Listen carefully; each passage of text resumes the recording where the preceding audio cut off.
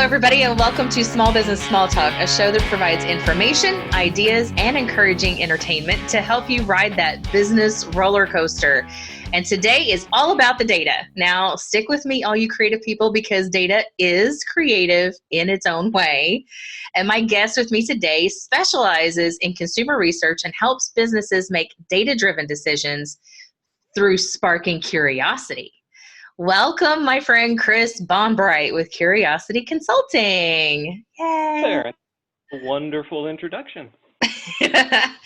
So, Chris, I've known you now for, it's been a couple of years already. And I know that you've got an extensive background in doing research, but tell our audience a little bit more about, where you come from, what you do, how you got into all of this. Like, give us your story.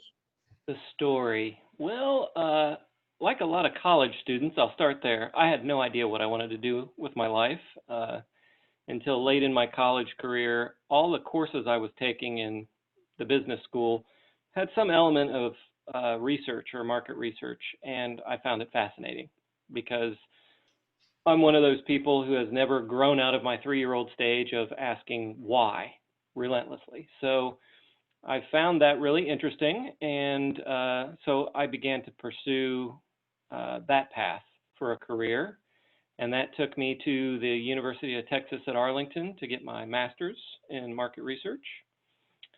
And I was hired out of that program by Ford Motor Company in Detroit.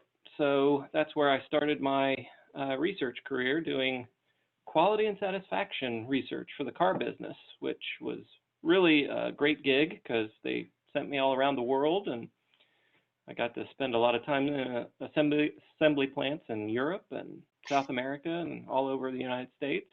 So I know about the Brown-Forman piece. I didn't know about the Ford piece. Like, what was your favorite car coming off the assembly lines at that time? Well, I was with Ford at an interesting time because while I was there, they created this group called the Premier Automotive Group, and they had bought all these brands. So in addition to the Lincoln and Mercury brands, which they owned, they bought Jaguar, Land Rover, Volvo, and Aston Martin. Oh! So I got to, as part of that little experiment, they took all of the marketing and sales people, which included all us research folks, and they moved us to Southern California. And they built this beautiful design center and office building for all the marketing and sales, with a beautiful showroom with all these, cars, Aston Martins and Volvos and Jags in it. And so that was a very cool experience. However, Ford Motor Company got bored with that after about 4 years. Oh, man. Business went south, and that headquarters is now Taco Bell headquarters, actually, at the 5 at 405 in Orange County. And you did not get to go away with any perks of leftover cars, did you? Did not, but while I was out there, I was part of the management role, so I got a new car every year, and out in Southern California, driving a Mustang GT convertible, brand new one every year, was not a bad gig. That sounds great. So, okay, so then from Ford, I did not want to go to Detroit. So I had the opportunity to Bass Pro Shops. I got someone at Bass Pro, the marketing director there was actually from the automotive business, and called me and said, how would you like to start a research department for our boat business? So if you've ever seen a Bass Pro Shops or even a Cabela's, they have usually a big boat center attached to the building. Mm-hmm. All their recreational boats. So I moved to Springfield, Missouri, and started a research department for the boat division, which was called the Tracker Marine Group of Bass Pro Shop. And that was an interesting experience. I'll just leave it at that. I lasted there about 3 years. And from there, that's when I got the call from, that's when the harps began playing, and I picked up the phone, and it was Jack Daniels calling. So Jack Daniels was calling to ask if I would like to come interview. I was like, yes, I would. There are not many people that can say they pick up the phone and Jack Daniels was on the other end.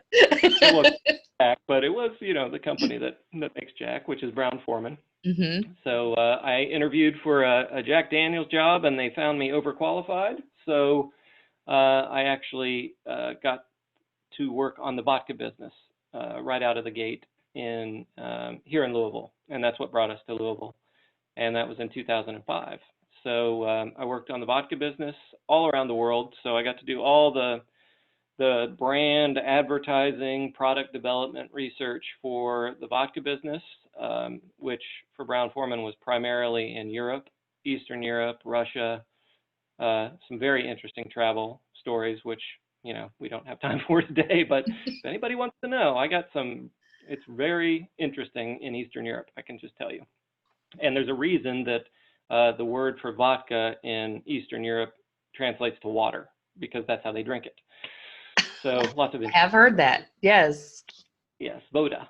So I moved from that business to what they called modern liqueurs, and did that for about 4 years. And to be honest, I just got burned out on the corporate gig. For research people in a corporate environment, you tend to become an order taker.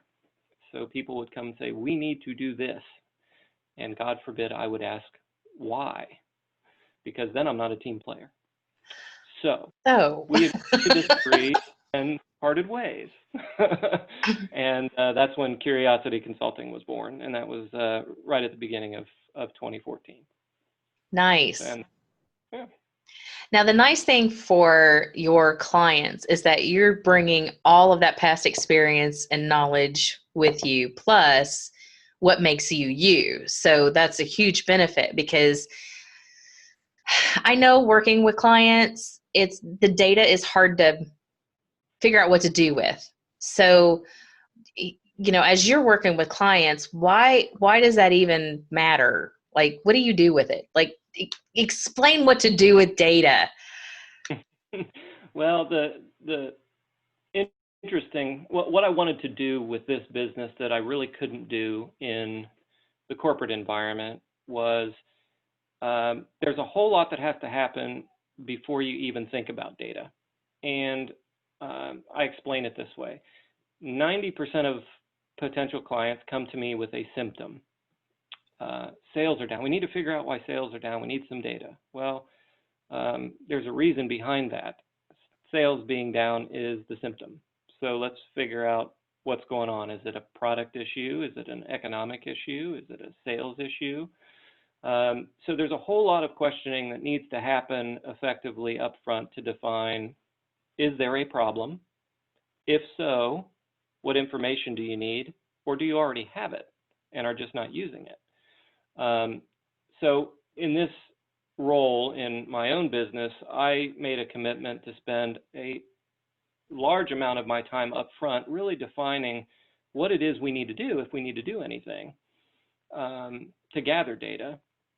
And if we need to, then where do we get it? Of course, I can figure out ways to get it. And it doesn't always need to be surveys and focus groups.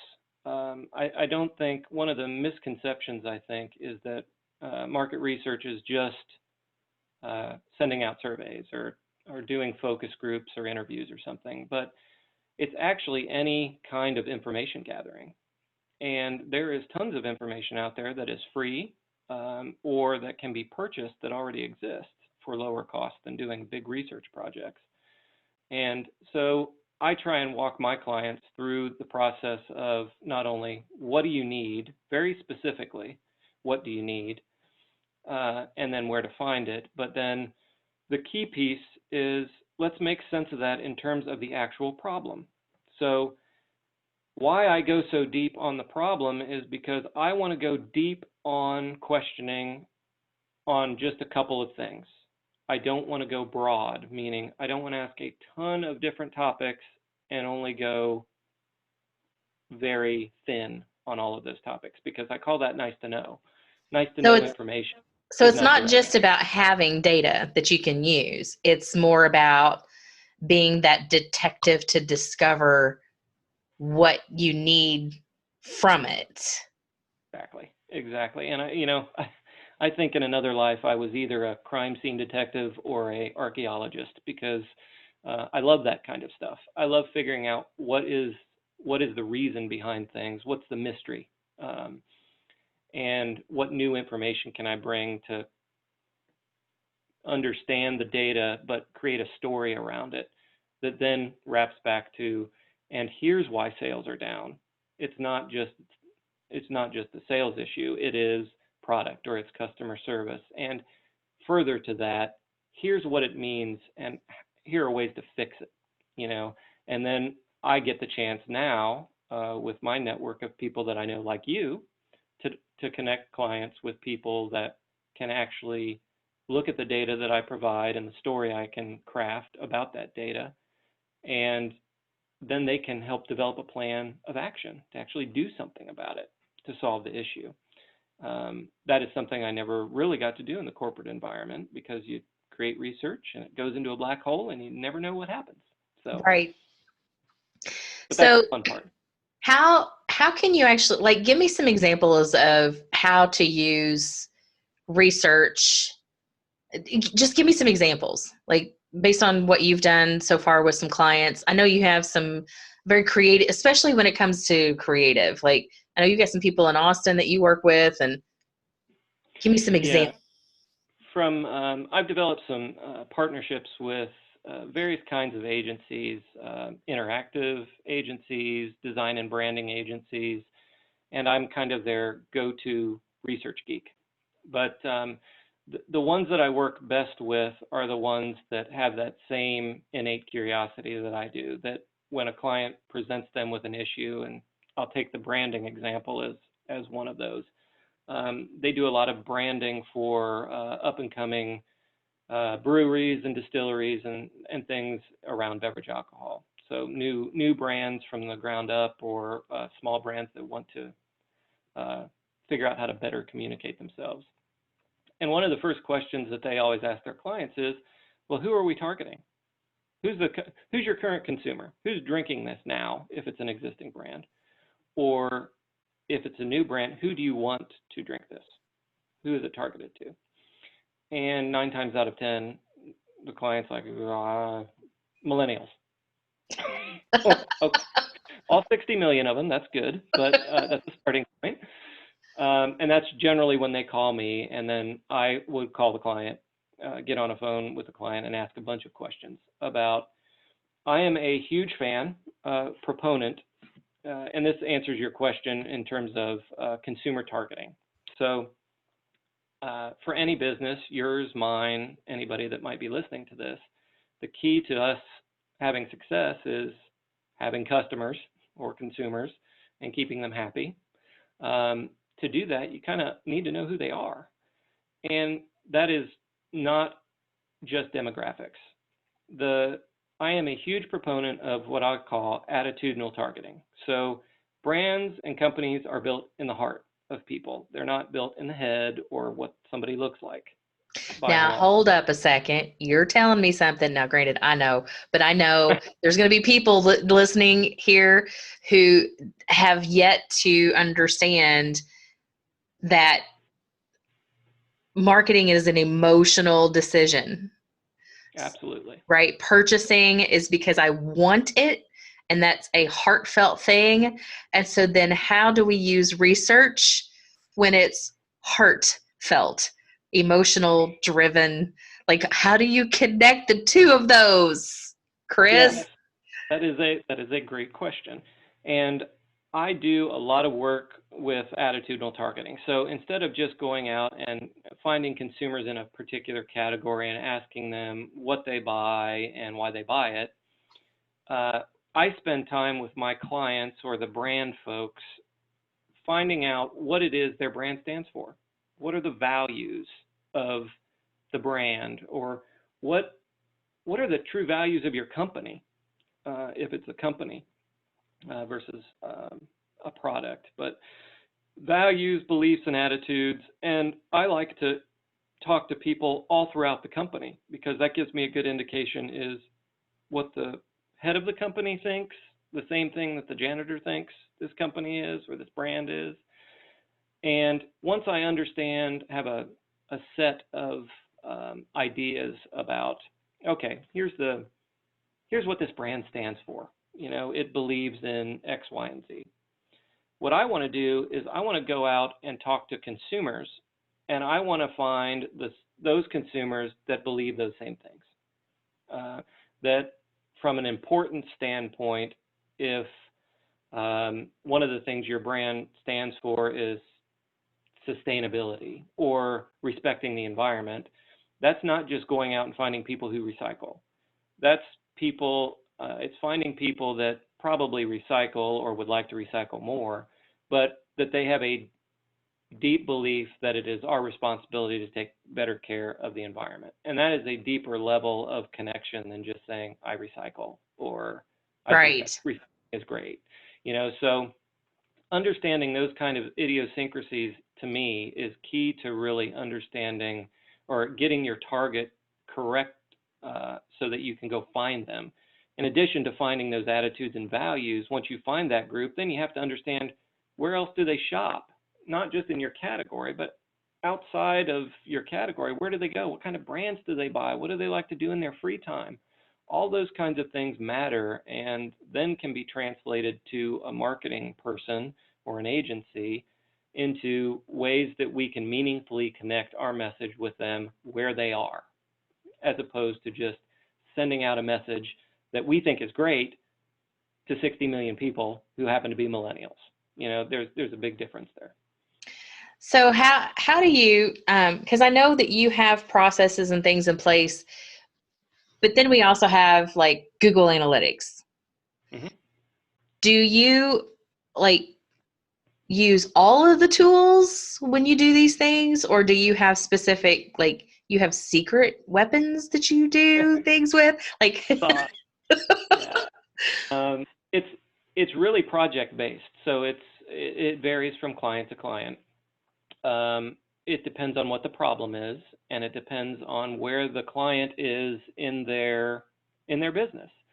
I have a couple clients I'm working with right now who are early stage, so they have they're just getting their company up and running, and in that case, I will go out and find data that already exists, meaning, are there reports on their industry? Is there secondary research that I can get that's on consumers who are buying products in that industry? And that's essentially just my time, but at least it provides them with a base of understanding is there a market for this in general? And who might be buying it?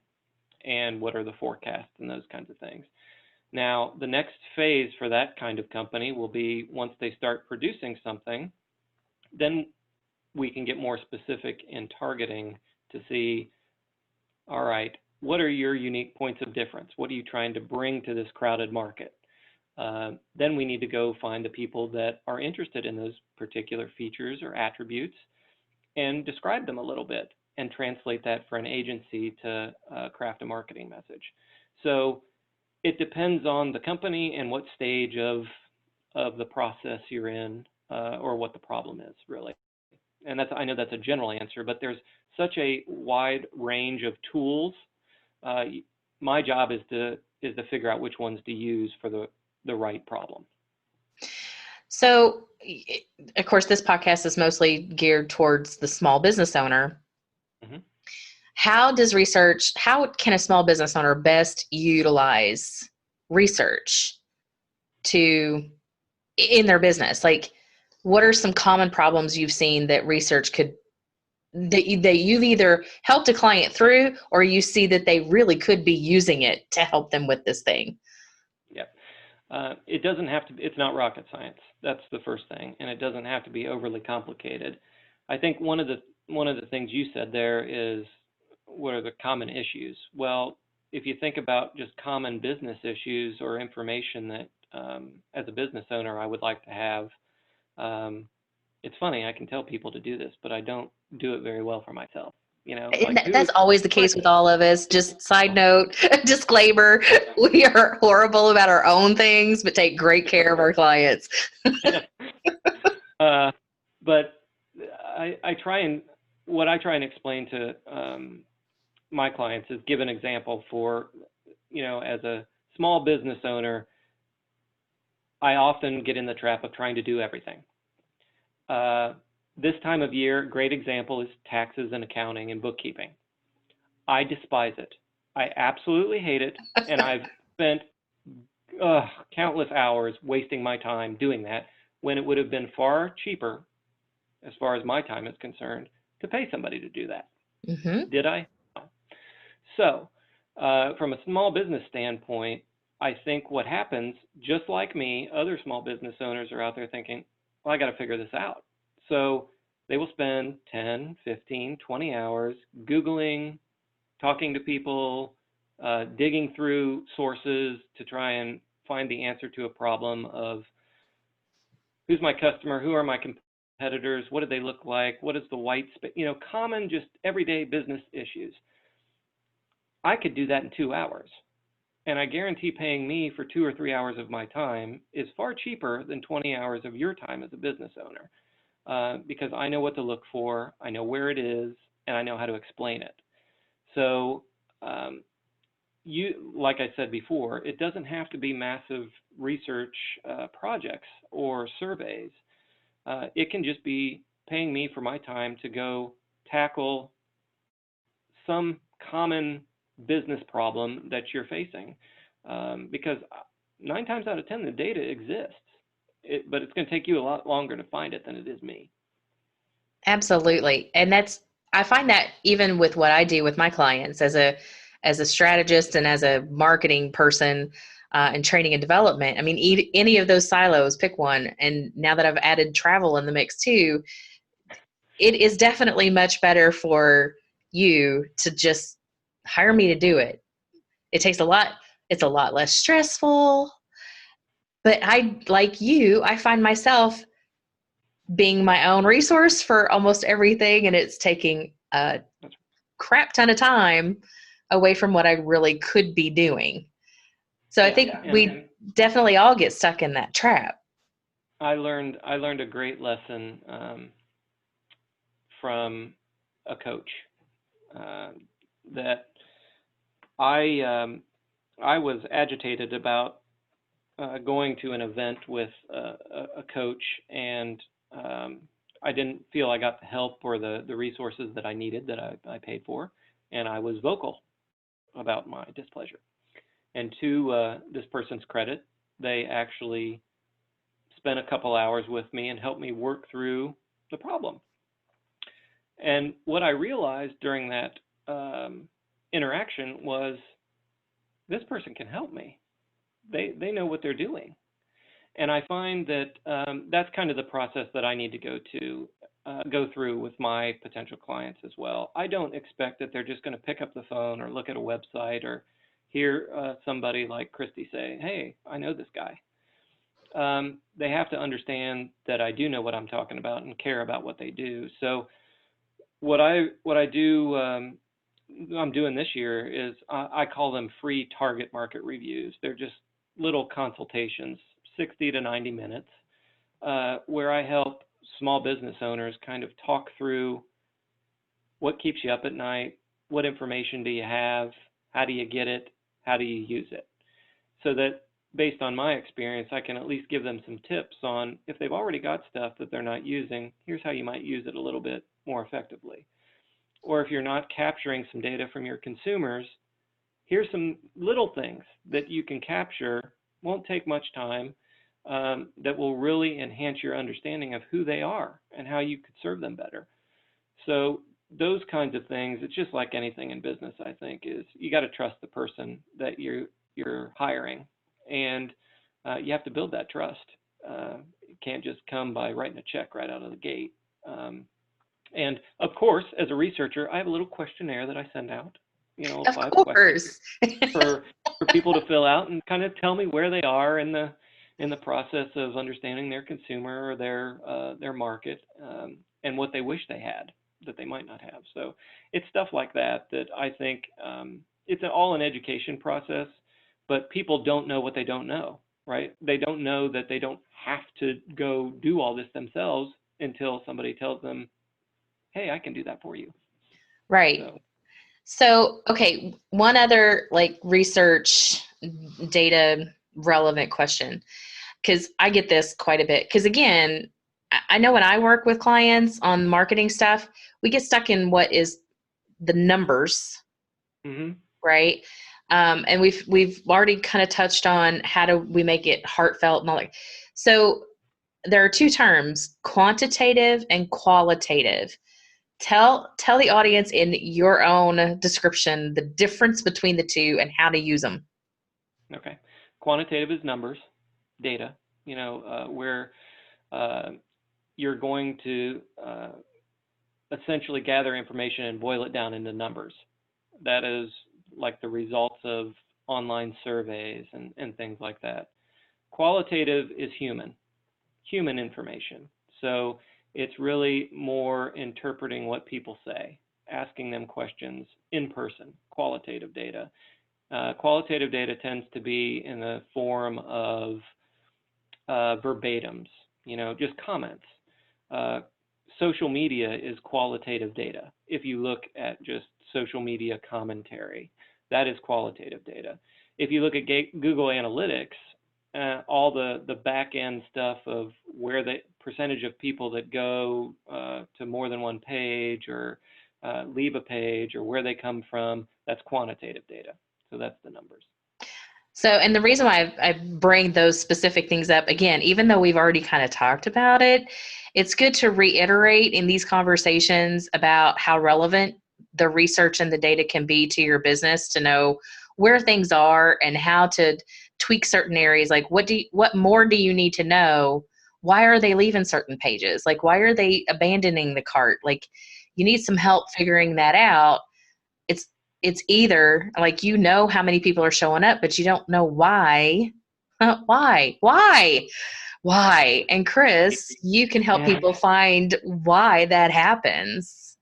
I had the great opportunity to guest lecture at an MBA class a couple of weeks ago at U of L, and it's a capstone class where they have projects. These are working folks in their first or second jobs, and they have actual clients, a client problem that they have to solve. So I was coming in just after they got their projects to talk to them about research fundamentals. And part of what I talked to them about was using secondary research like we've talked about. But the other thing was that difference between quantitative and qualitative and why you should be using it and what you should be using. Because I think a lot of people jump to automatically, well, we need to do a survey. Well, no, you really don't, because stuff might already exist. You just need to go find it. So I do spend a lot of time with, there are companies like the medium-sized companies in particular, and I'm sure you run across them, where there's one poor person who's the marketing director, the salesperson, and the human resources director. Yep. And the owner has said, hey, you need to do a survey, or you need to get some information. And they're like, I don't know, what? So I do even DIY guidance. So if companies want to do it themselves, that's great. But let's make sure you do it the right way. Because there's tools out there that you can use, but if you're not using them correctly, then the data that you get from that is not useful. And at the end of the day, that's what you want. You want the why, because research is just the data. Market research is just the what. Insights are the why. And those things don't always come together. A lot of people gather data and they think they make sense out of it, but unless you're explaining the why behind that data, then you're not really completing the process.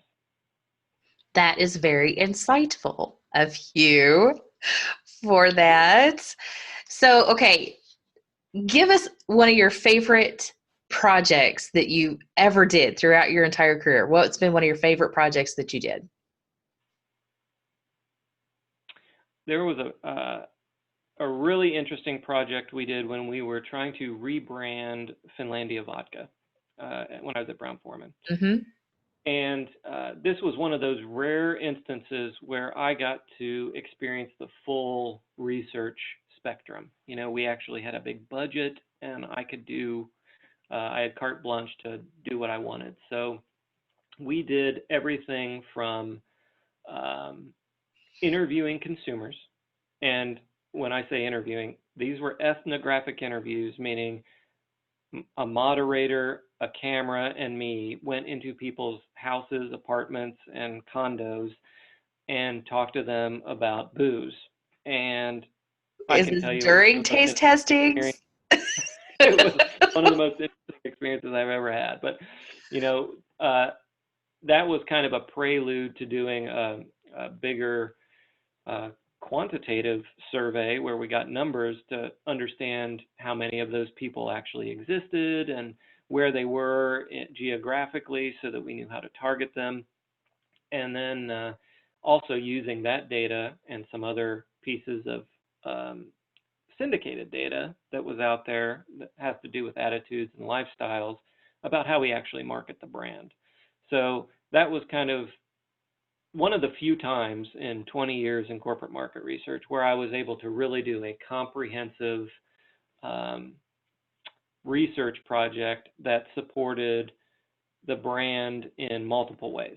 So not only the redesign of the package, but informing the agency for creative and various agencies for creative and marketing materials, as well as distribution strategy and sales focus. So that was awesome, just because I got to pull all the levers and make sense of it. So that was really cool. So kind of like in archaeological terms, that'd be like uncovering the entire dinosaur, not just one bone. Exactly. And I do love that analogy. A page or so. Okay, working with small business, where would you tell them to start? Like if they, and I know this is depending on what the problem is, but maybe that might be the answer too. Where would you tell us a small business to start when it comes to data and research? I always ask the question, what keeps you up at night? You know, that's usually a question, whether it's sales are down or business is slow, or hopefully we can't make enough product to meet demand. You know, any of the questions that as a business owner you're struggling with, start asking why. You know, that's the place to start, I think, as far as information is concerned, because you need to get to what's the root cause of that. I've been told that my goal should be to have a business that can live without me. And when I start thinking that I have to do everything and think through everything is generally when I know I need help. So that's kind of the conversation I start with business owners is what's keeping you up at night? What's the one thing that you wish you could change? Figure out what the questions are behind that, and talk to somebody like me to see if you need, if you already have the information, how you can use it, or if you need some information, how to get it. It's not much different than what a business coach does for people, or actually even a life coach. Just getting down to that root cause and then working your way back up from that. So yeah. Yep. Yep. Same. Welcome to the world of small business roller coaster. You too could have a fast pass and enjoy the ride right along with us. Welcome to our world. So Chris, is there anything else would there be anything else that you would advise a small business to do as we're wrapping up our session here? I'm going to I'll give the advice that I've been trying to give myself is always ask how much is your time worth as a business owner, and should you be doing something? And that whether it has to do with gathering data or just doing stuff that you abhor in the business.